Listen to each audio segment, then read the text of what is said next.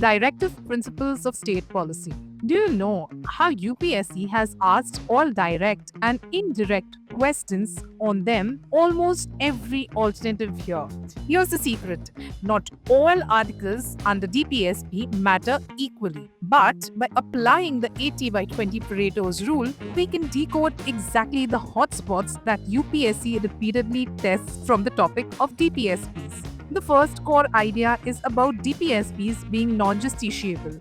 Yes, it's the heart of India's welfare state vision, but UPSC doesn't scatter questions across all 19 articles. Instead, it circles around 5 key themes again and again. Let's break them down. Evidence from UPSC PYQs. The welfare state nature of DPSP.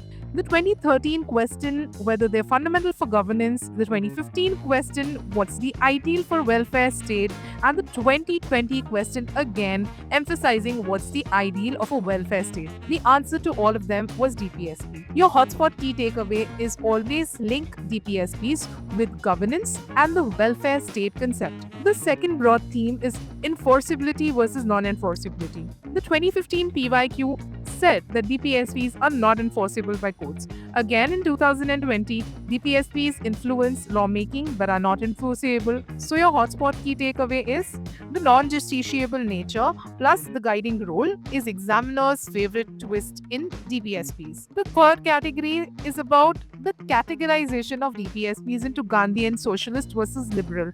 The 2012 PYQ asked you to identify Gandhian principles about UCC, panchayats, cottage industries, leisures, etc. So your hotspot key takeaway: UPSC loves classification based these tricky MCQs. The fourth area is your specific additions by amendments. The 42nd Amendment added about environment protection, workers' participation, free legal aid, asked in 2017. So your hotspot key takeaway is remember amendment-based insertions. The fifth hotspot is about sectoral applications.